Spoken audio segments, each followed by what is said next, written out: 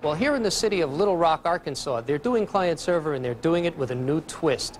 They've put the workstation in motion. They've put mobile data terminals in the police cars they use to serve and protect the people at the capital of Arkansas.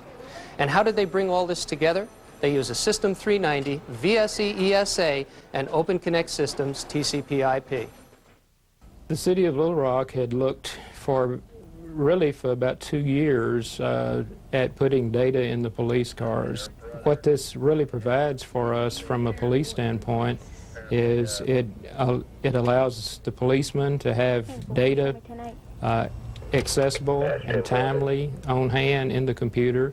It also allows the radio system to have less traffic from a voice standpoint on it. The problem we were trying to solve with the data terminal was to allow the officers the opportunity to access information from our local systems, state and national systems, without having to go back through the communications section, tying up additional personnel over there to access the information, send it back out to the car. This allowed the officer opportunity for a direct tie-in with those systems, thus cutting out personnel costs over the long term.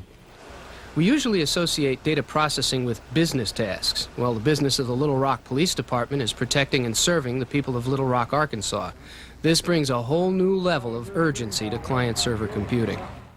The advantage to being able to run something on a computer in your vehicle is oftentimes when you run information through the dispatcher, it's a minute to 20 minutes before your question is answered as to the information you've requested.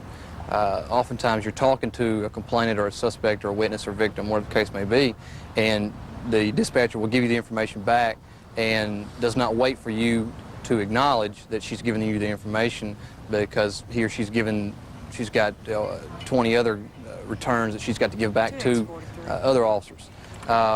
Having it in the car, you're running it right then and right there. You know that it's going to be back within a matter of seconds, so therefore you don't have to listen to the radio for your information coming back as much, because you're able to run it in the car and you get it back on the terminal yourself. The information gets into the VSE system through data entry clerks who enter actually ticket information as well as parking tickets, traffic tickets. They also enter warrants, wants, and any other type of information that might be considered criminal history. The system that gets our data into our host system is a CICS-based application that utilizes SQL database to store and retrieve the data. The City of Little Rock approached this connectivity problem by looking at the components they had in place. When working with IBM, they recommended that we talk with OCS.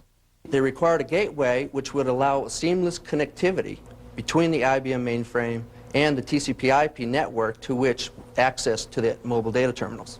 Offloading the TCP/IP functionality and protocol from the VSE host is important.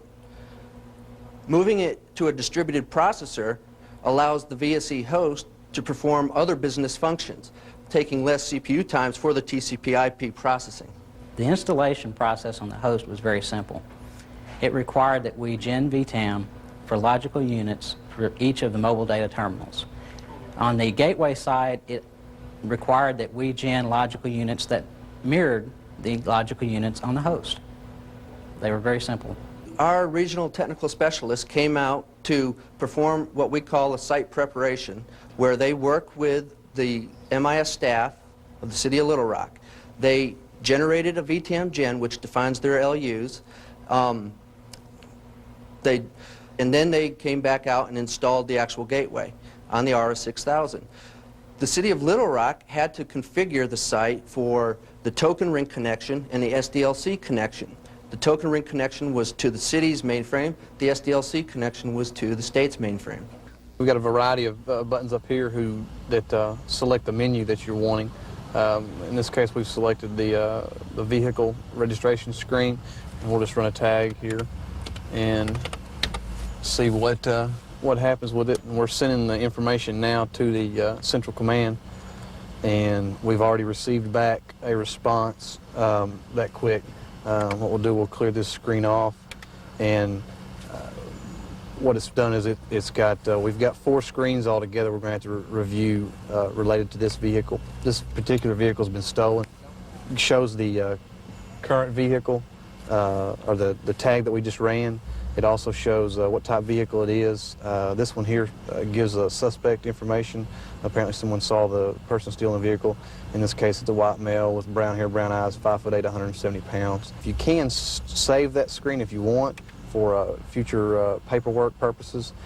We've brought the next screen back up, and this shows where the vehicle was stolen from and gives some VIN information and a variety of other information. The reason that this is a good thing for the taxpayers is I got this information back in a matter of seconds. That information, when you request it through a dispatcher via the radio, can take as long as 5, 10, 15, 20 minutes to get back, or you can get it back almost as quick as we did just then. What this is going to allow us to do is it's going to cut our time at when we're at a location and we're doing we're responding to a call and we're running a warrant check or vehicle check or whatever the case may be. The information that we're requesting is going to be given right back to us immediately.